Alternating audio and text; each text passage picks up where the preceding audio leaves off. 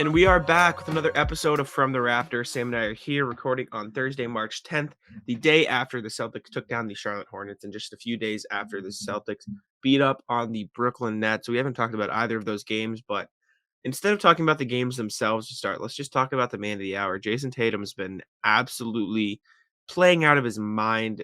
54 against the Nets, 44 against the Hornets, combining for 98 in that 2-game span. Fun fact, I saw this on Twitter. I forget if it was Taylor Snow or Sean Grandy or who.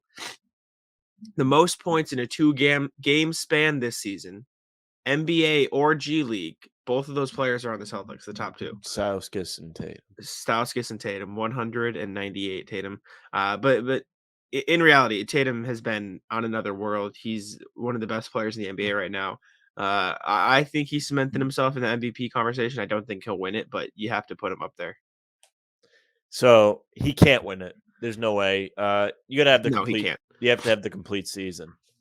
I Yes. can't justify saying he should be MVP before That's the why I said season. conversation. Yeah. Before the season, I said he would be someone that's a good person to put a bet on to win. Mhm. And then he came out and acted like he didn't know how to play basketball for 3 months. And then he's been fantastic ever since. Ever since he got named to the All-Star team, he kind of picked it up again, which seems to be Tatum tradition over there. Yeah. He really plays well when he gets that nice affirmation from the rest of the league validation, and he turns it up. Lights out from 3 yesterday in Charlotte. Obviously, massive game against the Nets on Sunday. He willed them across the finish line. He said yesterday against Charlotte, "Oh, it's a little too close here. It's enough of that." Came on the fourth quarter, blew the doors off, ended the game by himself pretty much. It's fantastic. This is the player that he should be. And this here is the reason why so many people were upset with him earlier in the season, because everybody knows he can do this. Yeah. We were trying to figure out what's going on here. Why is this not happening? Yeah, no, and he's turned it on. And like you said, he was kind of just in his own world in that fourth quarter. You saw the step back in the corner, step back on the side of the court. He was just he was in rhythm, and that's the best way you can say it. Not even Maybe hitting the that doesn't rim. even do it justice. Yeah, it was wet. It wasn't missing shots. It was ridiculous. And when he's playing like this, he can be an MVP. And like you said, he's not going to win MVP this season. He has no shot. Jokic, shouldn't. Embiid, Giannis, they've locked it up, and rightfully so, right? But he's in the conversation, right? You have to talk. If you talk about the MVP award, you talk about those three. You talk about, Chris Paul before the injury, but now he's kind of fallen out. Steph Curry, the Warriors are struggling lately, so he's kind of fallen out. If those players are falling out, you throw Tatum, you throw D-Book into that top 5 now. DeMar obviously is up there still, but they've fallen off. It's it's hard to talk about the best teams in the league without the Celtics, and so it's hard to talk about the MVP without Jayson Tatum at this point. That's just how good he's been playing. Although I did see a statistic that made me happy on Twitter. It said the Nuggets, led by Jokic, without their 2 best players, have the same record as have the same amount of wins as the Celtics, the Sixers, the Bulls, and then another team. And as much as Celtics fan could look at that and like say, "Oh, well, that doesn't who cares about that?" Blah blah blah. I'm just happy that Celtics are now being thrown into comparisons, but as the good team, which Right. it's It's a really good feeling. Instead of like, hey, like they're like losing games like the Rockets over there. Like the other team across the country. Shout out the losing Rockets. games. Shout out the Rockets. Shout out to Eric Gordon for that nice play. I'm sure we all saw on Twitter. That was LeBron decided not to take the finish at the basket at the end of the game. Oh, Instead man. to pass it out to Carmelo Anthony. And you got to respect, as much as you need LeBron to take those shots. I think I'm about to watch that play right now. Never mind. I watched him take a mid-range jumper. As much as you need LeBron to take those shots, even you have to respect the willingness to stick to his play style, right? Because he's done that his whole career. Like he for essentially his whole career, he'll always make the quote unquote. Oh, right he's play. always done that in the clutch, and people kill him for it. Yes, There It are usually works times out. where it is absolutely the correct play. Yesterday was not Okay. one of those times. Okay, noted. I didn't see the play. And we can bury it there because there's too many good things to talk about to not talk about them. And I kind of want to harp on Tatum a little bit more because I was thinking about this today, and it kind of plays into my hill that I love to die on, that if your team is not winning, You're a you bad should player. not be considered to be a great player. Okay, there is a lot more that goes into this than just him, but the Celtics and Tatum have both had amazing turnarounds in their seasons. Yep. Tatum was struggling, shooting 30% from three, had me saying stop shooting threes, missed 20 straight. One of them was a game winner that he decided to take a three, and I was irate. And he has figured it out. He's been finishing around the rim, which is not something he had been doing. He's become a guy you can rely on to score down the stretch. All of those things have made it so the Celtics have won some of these games. There are games that they Most. have won because of Tatum, right? Yes. You say most. I don't want to discredit everything else to Oh, that I thought degree. you meant I thought you were just Go talking ahead. about the amount of wins because I didn't know you meant specifically because of Tatum. So continue. Oh, yeah, like, okay, like, say Brooklyn on Sunday, like, That was that's Tatum. when you can, like, say Tatum won you that game. Mm-hmm. Doesn't Even the mean Hornets, everything you else could argue. you didn't play great on defense, you didn't do this, you didn't do that, but he, above all else, willed that team to the finish line. That, again, is something we knew he was capable of, and that was one of the reasons I was like, he really shouldn't be an all-star because he's not playing up to his standards. Now he has switched it to another gear. The team is playing better as he has played better. That this is a prime example of why I don't buy into guys like that have empty stats. Like, let's say Brad Beal. Yeah. Okay. Okay. I don't care what he's doing. They're losing. They're losing. Tatum was doing all this stuff. I was saying he was playing poorly. You were too. There was no denying it. I was a bit extreme. I was saying he shouldn't be an all-star. But you can see the direct correlation between him before the team started playing well and him now. Yes. There is correlation to how well the top guy plays outside of stats. He was still getting 26 points a game. You could say, throw your hands up, say, what else do you want out of him? What do you want out of him? He's scoring all these points. He needs help, blah, blah, blah. One, he has gotten help. You can't discount that. Everybody else has played much better. Al Horford is become knocked down all of a sudden, which is fantastic. And another thing, I was like, you don't lose shooting out of nowhere. I was down on Al, but yeah, he you don't forget how to shoot. That's like the last thing that goes with most players. But anyways, he has turned it up. So is the team. That's why I discount a lot of these guys with empty stats, because there's more you can do than just stats. And I think the best part of Tatum's turnaround here is he's obviously averaging like 40, right? Let's get that out of the way. He's averaging like 40 in the past week. That's ridiculous, right? That's unheard of. Eastern Conference Player of the Week. Yeah, stupid. It's stupid. In the grand scheme of things, though, since the turnaround, he's averaging a similar amount of points as he was before the break, like 26, 27, like 28, like around there.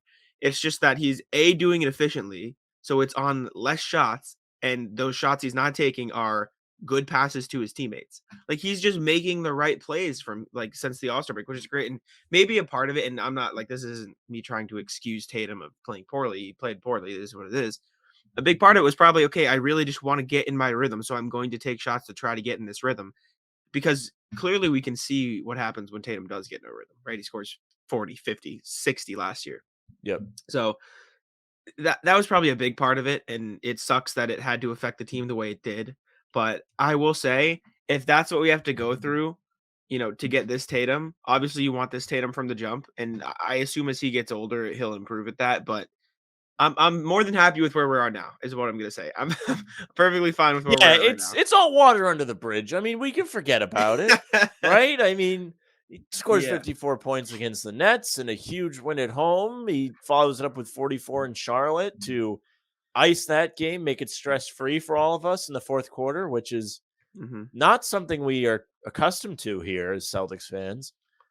I mean, this is truly spectacular performances we are seeing almost every game. So I'm more than happy to be wrong, dragging him through the coals. Not that he didn't deserve it, but, he has turned it around.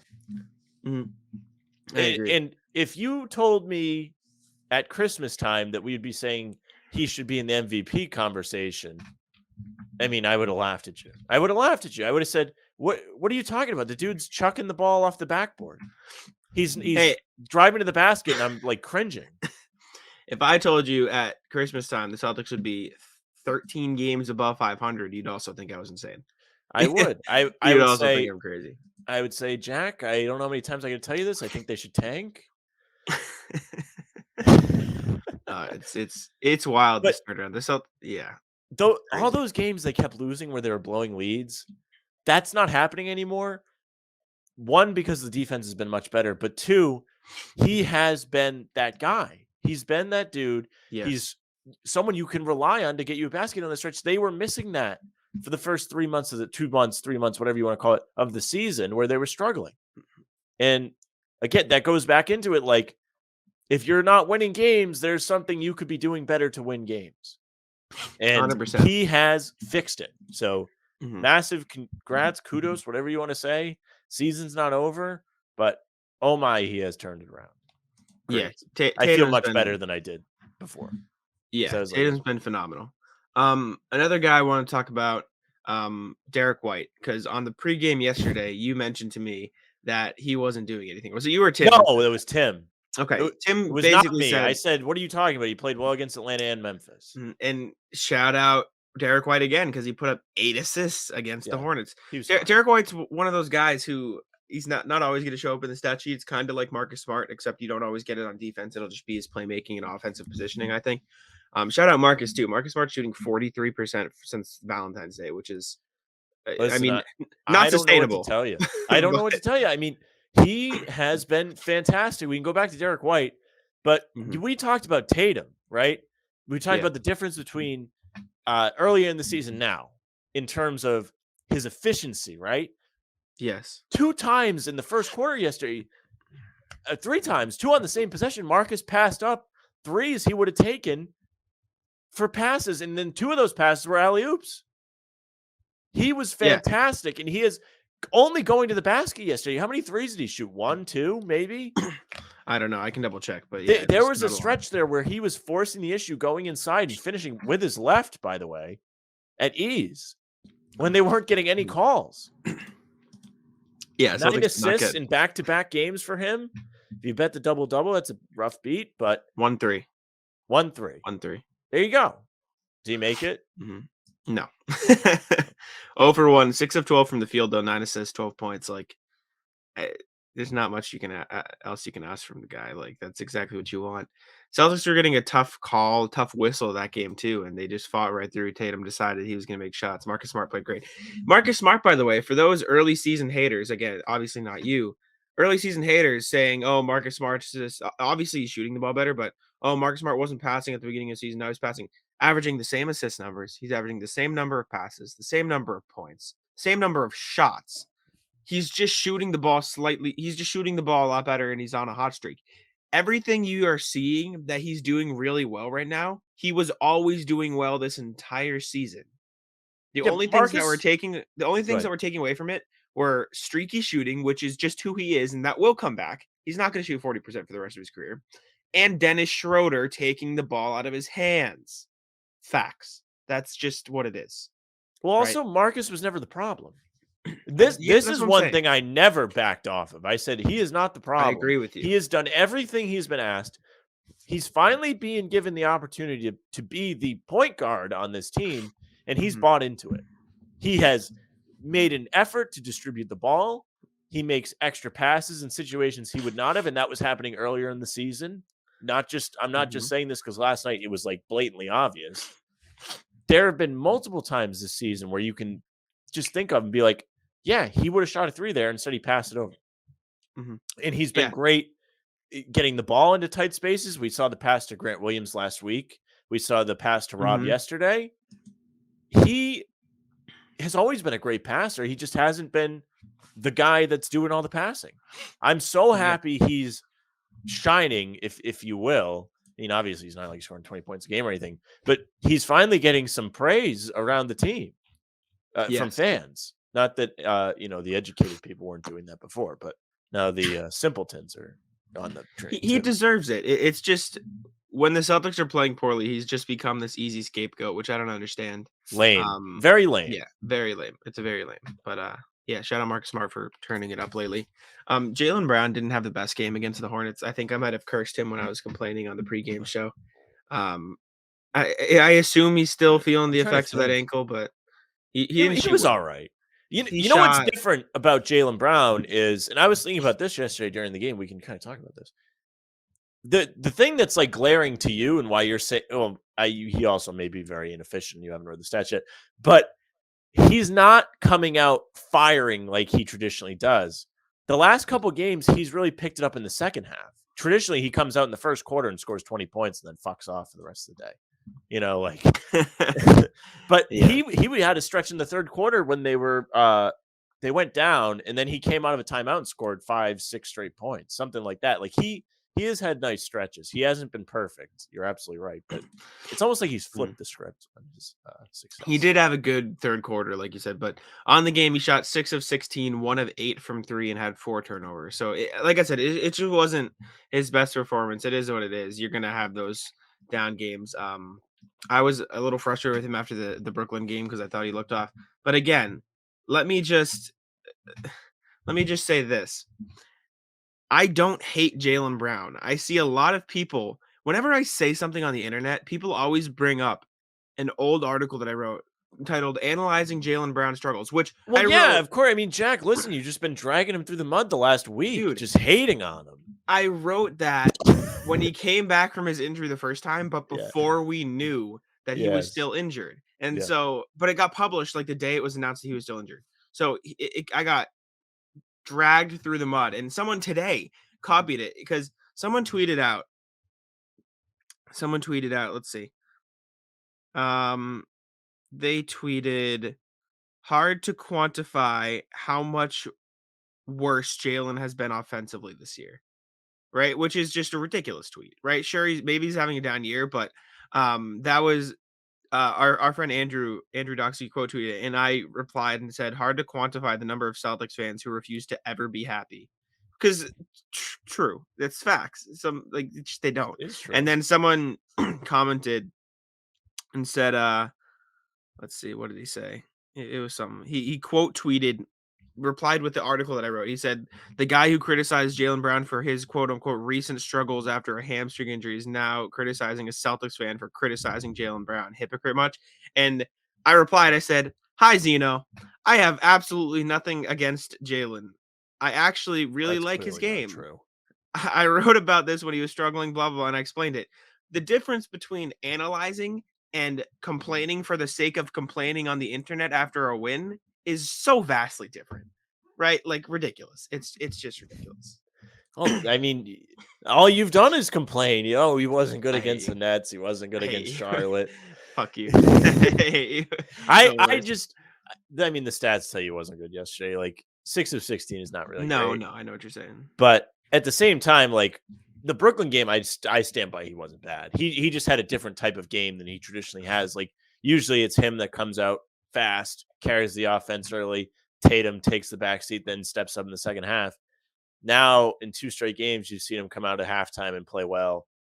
I almost prefer that. Not that, like again, 6 of 16 is not great. I mean, it's not. Don't do that every game. But I almost would prefer that Brown plays well in the second half because it keeps you from blowing leads and it will dig you out of holes if you get yourself there. Like I want play well the whole game, but I mean if you have to pick. Yeah. Play well the whole game. Let's go with that option. I like that one. Celtics on a 4-game win streak now. They've climbed. They're still sitting at 5th in the East, which I guess you could say is a bit frustrating.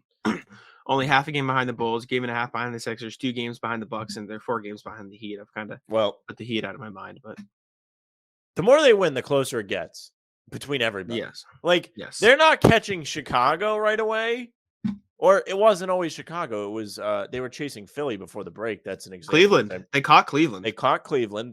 But I think Philly was 5th for a They were. while there because we were talking before the All-Star break when they beat Philly. And I was like, that's a big win.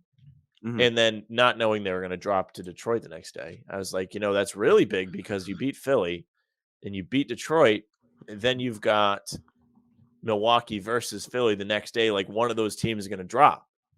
So yeah, you still haven't caught those teams, but you're starting to weed out the kind of frauds, right? I mean, you are in on Cleveland more than the traditional individual, right? Like Jared Allen is now hurt, so that kind of throws a wrench into it. But before that, you were like, I don't know, like there's like no joke. Me, I overlook them. But Chicago is a team that's like kind of fraudulent. The 0-14 versus all of the top teams, top 3 in each conference tells you that. And it's starting to show up. Celtics are only a half game behind them now. They were top of the conference at one point. They are going to pass teams. It just might not be right away. Yeah. And even if they end up being in this 5th spot, if the Bulls are 4th, I don't really mind. Yeah, exactly. At that point, obviously you'd want them to get 4th so they could have home court, which would be great. But at this point, anywhere in that 3, 4, 5, 6 range, I would be happy with the Celtics finishing. Well, maybe not 6. Let's not drop back down. I don't love that. But yeah, you don't want to mess yeah. around with that. If you keep winning, you're not going to have any problems. If you keep winning, you're not going to have problems. You keep playing the way you're playing, keep taking care of business against teams you should beat. That means Detroit on Friday, despite them playing well against everyone and their mother lately, including you. Play well against Dallas on Sunday. Hopefully win on KG Day. I will be there. And then you go out west. You play Golden State Wednesday. That'll be a tough game. They've struggled lately. They are not unbeatable. You absolutely can win that game. Draymond will be back, though, I think. And Draymond will be back. Well, good. And then Friday they play Sacramento. You should be Sacramento. They're bums. Bums. Yes. Sacramento's bums. You should beat Sacramento. You have Denver on that road trip as well. That's a team you've already beaten. Doesn't mean you're going to necessarily be able to do it again. They have the environment, home court, and the altitude. Never easy to play there. And then OKC, I believe they stop in. So it's not like they're going out to play all the juggernauts. Yeah. And then they got the Jazz and the Timberwolves when they come back, though, which is 2 tough games. But you're at home. Yes. I am now at the point with the Celtics where if they are at home, they should win. That's how I feel. They are playing good enough basketball to where if they're at the Garden, I don't think they should lose. Any team in the league. Maybe besides the Suns and the Heat. I'll give you those 2 because I could see you thinking. No, I'm just trying to think of like who they have left. Oh, yes. Okay. I mean, they have Miami at home again. They should win that game. Yeah, they should. I mean, Miami is a great team. I'm not taking anything away, but let's not act like they're the Warriors from like 3 years ago. They're not unbeatable. The Suns are the Warriors. The Suns are really good. The Suns are good, but I mean, you already beat them at home without Tatum. Tatum did not play for you in that game. They were also missing. There was some caveats to that win too, but just for the sake of the argument, they already beat Phoenix. So let's relax a bit. Phoenix 53 wins on the season, by the way, which is kind of crazy. Celtics have 40 now. They only need 10 more for them to meet my preseason expectations. What do you think they'll end at? Because they have 15 games left this season. I mean, they should be able to win 10 of them. They should be able to win 50 games. Mm-hmm. I agree. What's your expectation though? What did we predict for this month? Let me go find that. Let me find the note. All right. Is this? What did I say? I might have said like 13-2 or something. And they already won one of the games I thought they'd lose. Oh, gosh. When did we predict this? We did it after the Pacers. Okay. No, we did it. Yes, February 28th, the last day in February. All right. So we both said win against the Hawks. I said it was going to be an L against the Grizzlies. You said it was going to be an L against the Nets. No. Yeah, I said won all of those. Yes. W against the Hornets. So I have 2 more L's this month, which would put them at 12-2, and you have 1 more, which would put them at 13-1. Yeah. But originally we predicted 12-2 and 11-3, which they have so far surpassed because they proved us wrong on 2 well done. Beat Detroit's a trap game big time on Friday, but you should be able to win. You should win.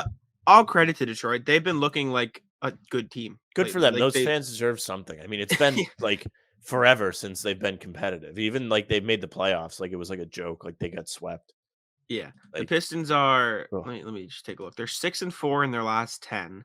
And they've won 1, 2, 3, 4. They've won 1, 2, 3 of their last 5, 4 of their last 6, 5 of their last 7. They're playing good basketball. Like you got to respect it. And obviously they're not a good team, right? This season they suck this season, but you can see the difference from no Cade Cunningham. Kelly Olynyk. Okay, the Cade Cunningham Game 7. Cade Cunningham being out for the first half of the season, and Cade Cunningham playing right now, figuring it out and playing the way most people expected him to. it's a big difference, right? And I forget who you're talking to. It might have been Tim saying they could be a play-in team as soon as next year, and I don't think that's far off, right? They're No, playing it's like a definitely play. not. They're playing like a play-in team right now. Cade Cunningham over the past weeks averaging like 20 points, 9 rebounds, 7 assists on 40 splits. Like he's playing like an all-star. So you got to respect him. You also have to filter in that he started like really poorly too. He did. He did. So not only did they not have him for a while, then they got him back, and then he was not playing well. So now that he's finding his footing, you can see the team kind of molding around that. They're all kind of playing well. Yeah, and hey, like I said, respect to the Pistons. Like you gotta give them their dues. I'll give them their dues if the Celtics beat them Friday. All right. I don't like this. You whole lose to Chicago, and then if you come in and beat the Celtics, that's not fair. You gotta either play both sides. You don't beat up on one of the teams. Okay. You lose to one, you lose to the other. It's just to respect it. That's valid. That's fair. I want to see who's been playing well since the 16th is when this sort of pseudo run started, which is when they beat the Celtics. So I can tell you the Celtics are playing well. I just want to see what players on the team are playing well. You mean on the Pistons? I thought you were like going to compare them to other teams. No, just to prepare you for the people that you're going to be mad that are playing well. It's going to be Saddiq Bey. And Cade Cunningham was really good in the game they beat them in Detroit. When the Celtics except on defense. Yeah, but he was a real prick throughout the game. That he was. But this is just so you can say, of course, he's playing well against the Celtics. I'll tell you who's playing well, who's playing poorly. That way, if someone playing poorly plays well, you'll have the person to blame when the Celtics do play the Pistons. Okay. When you guys are listening to this, that'll be tonight. But Cade Cunningham's been playing well since February 16th. He's averaging 21 points. Yep, he's playing great. By the way, he's someone that if he plays well, it's like, well, he was supposed to. Okay. Pistons are 6-3 in this game. So there you go. Jeremy Grant averaging 19 on very efficient shooting, which is not a normal thing for him. So he's played well as well. Saddiq Bey, like you said, 17 points. 17 points, very efficient shooting. Marvin Bagley's averaging around 14 on 55% shooting.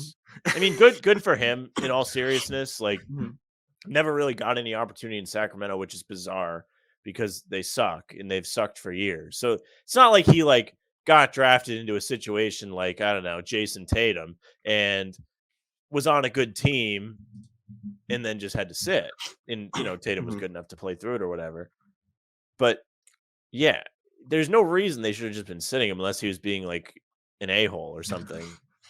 Yeah. In the locker room. And I'm not going to lie, I haven't been watching a ton of Pistons games closely, to me. But I assume what they're doing is using him more as a center than a power forward because he's not a good shooter, right? He's just never been that guy. So using him more around the rim and in the pick and roll with Cade Cunningham is ideal, which is crazy because the Kings had De'Aaron Fox. So it's not like they didn't have a point guard to run him with. But shout out Marvin Bagley for finally playing well. Saban Lee, he only played one game, never mind. Hamidou Diallo, who got screwed the last time the Celtics played the Pistons. He was playing well too. He got fined. He got fined after the fact for that? Yeah, like $50K. What did he get ejected for? Oh, because he ran into the ref on accident? Yeah. It was ridiculous. And they said he pushed him. It was crazy. Well, they don't take that lightly, as they shouldn't. I mean, if you are actually trying to hit a ref, you should get fined. So if they deem it that, you should get fined. But Sabonis got suspended for a game because he chest bumped an official out of anger. Continues to not win. Who could have told you that? Yeah, no, I mean Sabonis has played terribly since he joined the Kings. So I was not high on the trade, but I was higher than most people just because I thought, okay, you get a bona fide all-star, you should be better. But the Kings are going to just to think we wasted an entire pregame show talking about him instead of talking about Celtics Lakers. Kings are it's something I will take to my grave. And I was like, this guy sucks. And if they trade for him, they're going to have to give up an arm and a leg. Okay, that guy sucks. Which the Kings did. They had to give up an arm. They gave up Halliburton. Halliburton, who is really good. But you say this guy sucks. Why are we talking about him? The Lakers suck too. Lakers are terrible. That doesn't matter. That's a rivalry. That is the Celtics Lakers is not a rivalry, Jack. No. It Celtics is, LeBron is not a rivalry. Obviously, but this season, who gives a shit? They're bad. I care. They stink. No. And if you're listening, like, let us know if every time the Celtics play the Lakers, you should care. And if not, let us know. Of course I do. It was just trade deadline. Blah, blah, blah. This is no, it wasn't. It was in December. No, It was when It they was the next first Lakers said game. Sabonis is available. Oh, okay. Well, then that's news. So I had a right to talk about news. Yeah, but not for a half hour. Yeah, I did. What I was gonna say, and I'm glad I can talk my shit now. I'm glad I can talk shit now because the Celtics are good. If let me wait, I just want to get my facts right before I say this. Okay. If the Timberwolves are 10 games ahead of you in the standings, do better. And shout out to Timberwolves for being great. Oh, this you're talking about the Kings. the Lakers. Oh, the Lakers. Kick the Timberwolves are 10 games better good than on the the Timberwolves, really. I mean, they're yeah, another team that, like, just joking, but they should have been better than they've been in past seasons, but they really their fans haven't had anything to be excited about in a while, except the year where Jimmy Butler was mean to everybody. Mhm. And yeah, I mean, yeah, good for them. I mean, Towns is finally playing well enough to get that team into the playoff picture. yeah, and we're Anthony not Edwards is even. playing well. Yeah, D'Lo's playing well. We're not even talking about like, oh, a couple games up on 500. That's good for them. They're 9 games above 500 now, which is like a good team. Like, Say what you want at 9 good games. team. That's nothing. Tell me when they're 13 games above. All That's right, what that's what you're talking about. Keep talking. All right. Yeah, I mean, I'm trying to think of what else I had on the slate to talk about. We can look ahead to the playoffs again, but I feel like we just talk about the playoff picture every time we hop on here. Is there anything else you want to talk about that you can think of from recent days about the Celtics? Well, I did, but I forget what it was. I mean, I also want to talk about how well Rob Williams played yesterday in Charlotte. I mean, first quarter, dude always grabs 7 offensive rebounds. It's nothing. crazy. No big deal. Just keeping possessions alive, kicking the ball back out. Of course, in the fourth quarter, he has the big time putback. That was, I mean, I'm so happy he's playing well. He's just so fun to watch. He's good for the team, of course. Like, his energy always rubs off on everybody else, similar to Marcus Smart. And it is funny, like, how at a time there was a lot of talk, like, is he worth having on the roster? He can never play, this, that. And it's just like, yeah, all players. Still this year. That still happened this year. I heard guys saying, well, if people are saying that this year, they just weren't smart. Yeah, the guy, I'm not gonna say anything. I heard the take of, sure, he's playing great, but can he stay on the court? Like, I'm not gonna buy this until he stays on the court. I'm like, dude, he's played all but like the COVID games this year. He's played almost every single game. He's been great. Yes. And another thing with like big guys like that, I mean, Jack, how many times have I said this to you? Like, he's the type of player that just emerges out of nowhere, just like Whiteside did, just like Capella did. All like big, athletic. Let's not compare him to Whiteside. Let's leave when Whiteside was like, trying to get his 2K rating up there, and everybody was hyping him up. Sure, okay. When he was good, but you know what I mean. Like, he came out of nowhere. So did Capella. Now Rob Williams kind of did that. I mean, last season he was really good too, but they weren't starting him at the beginning of the year, and they had to trade Tice before he was the starter, and they had Thompson there too. Like, there was a lot of room where he could have failed, and he did not. And now this year he's, being thrown in defensive player of the year conversations. There are legitimate odds of him winning defensive player of the year, as there should be. Now, there should also be odds for Marcus Smart, which I am absolutely baffled. He has been in the league for 8 years. He's made first team all defense, and he's been an elite defender probably at least 5 or 6 of those years, after he got accustomed to the league. And he has never been a front runner for that award. Yeah, I don't get it. It truly is a big man award, which is lame. It's crazy. And he tweeted about it too. I'm trying to. I know he did. He said, if your initials aren't GP and you're a guard, then you're not winning. He also missed the MJ point of the conversation. But listen, MJ is a different animal. Seth Partnow of The Athletic tweeted out, considering Draymond might only play about 40 games, who was DPOY?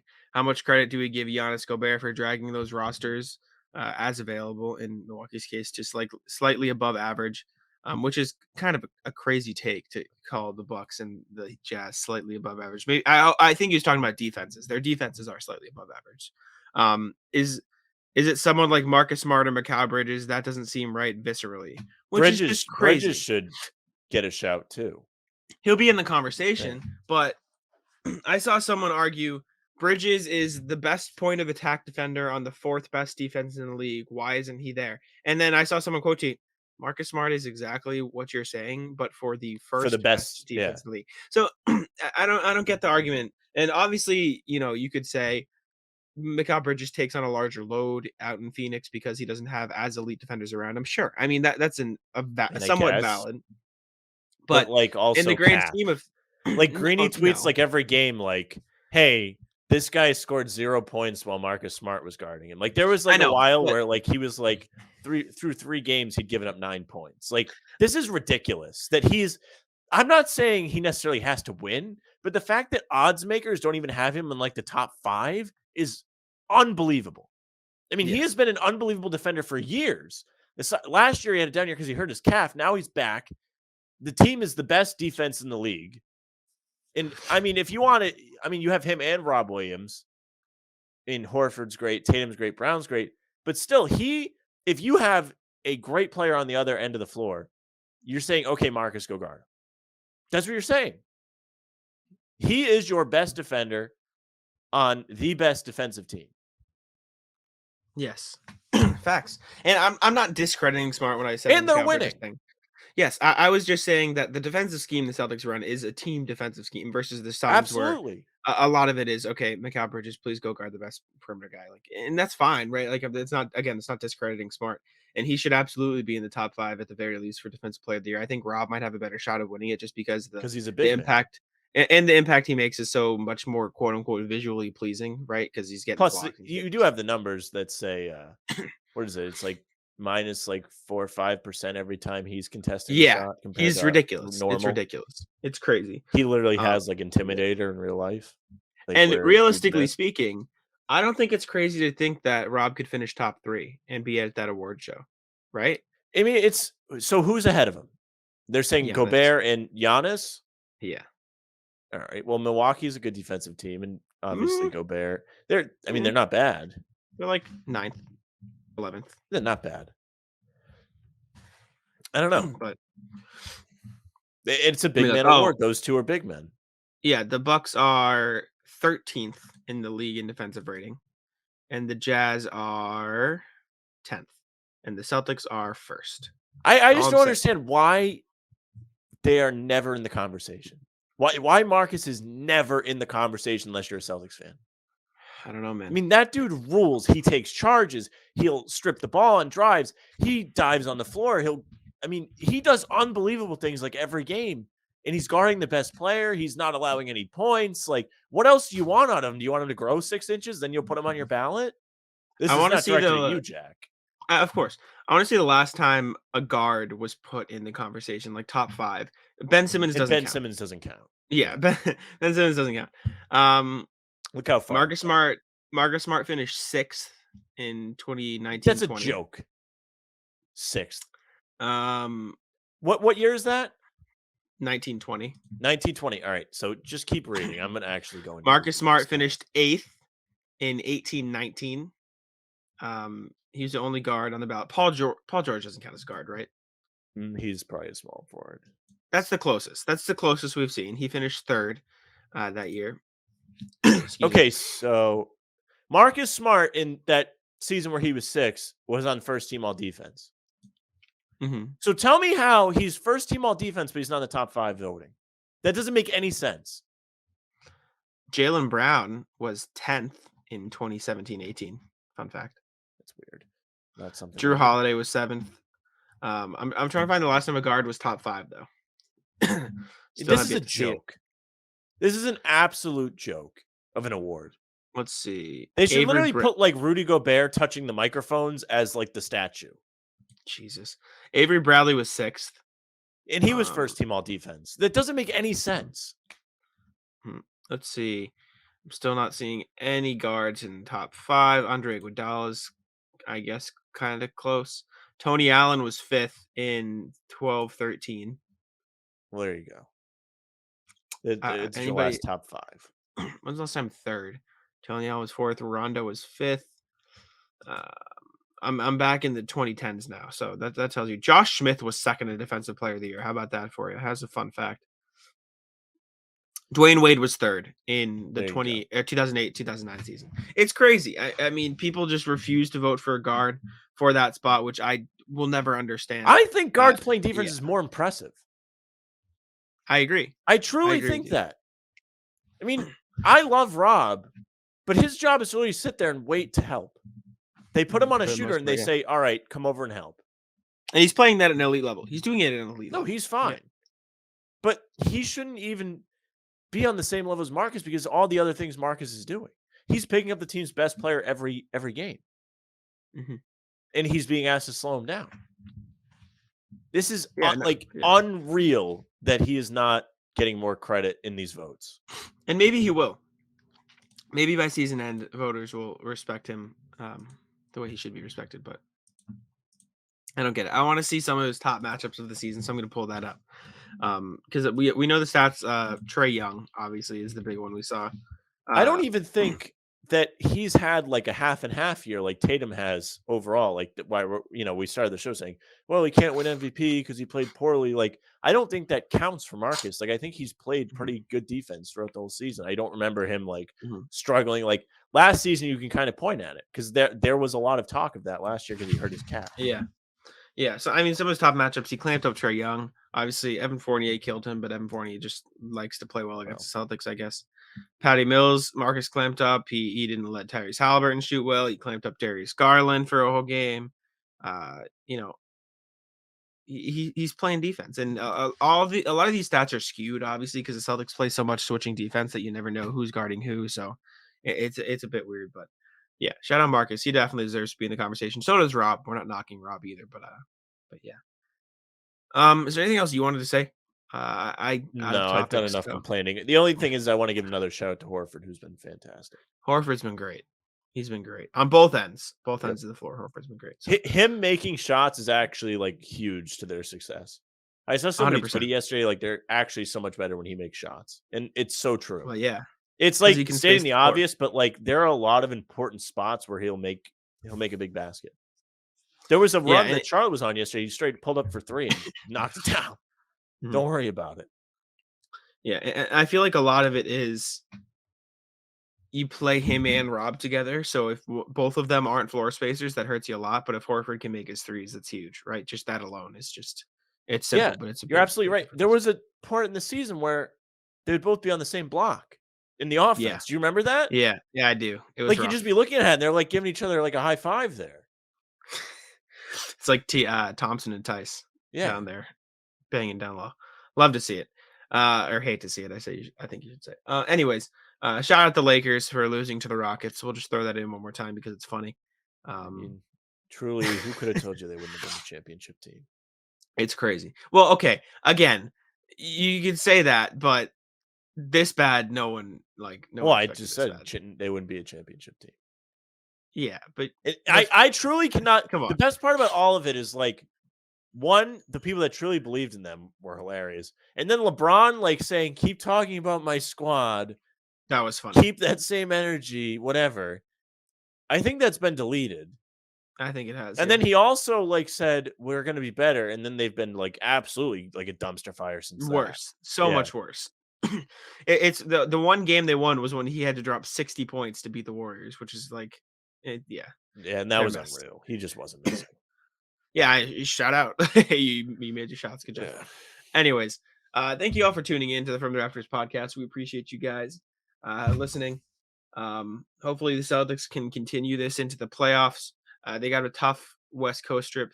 Tough with quotations. I mean, like you said, Sam, they should be winning. It's half and half. It's split. Yes, you should be winning these tough games anyway. So it'll be a nice test against the Warriors and the Mavs and Luka specifically. But yeah, we'll see how they handle themselves. But yeah, thank you guys for tuning in, and I'll throw it over to Sam. Yeah, thank you guys very much for listening or watching. If you're watching on YouTube, you'll either be watching on Bannertown or Guy Boston. Subscribe to either one or both, and you won't miss any more of our videos. If you're on Guy Boston, you'll also get our pregame streams with an assortment of Jack, me, Tim, and KJ. Usually at least three of us are on the stream talking about whatever. Chat's always a good time. If you're on a streaming service, excuse me, make sure you follow the pod. Don't miss any episodes. It's always a good listen. We enjoy doing them. You can follow Jack at Jack Simone NBA. You can follow me at Sam LaFrance NBA. That's our show for today. Check Taco. Come on. Taco's having some fun here. That is bogus. These guys are ridiculous.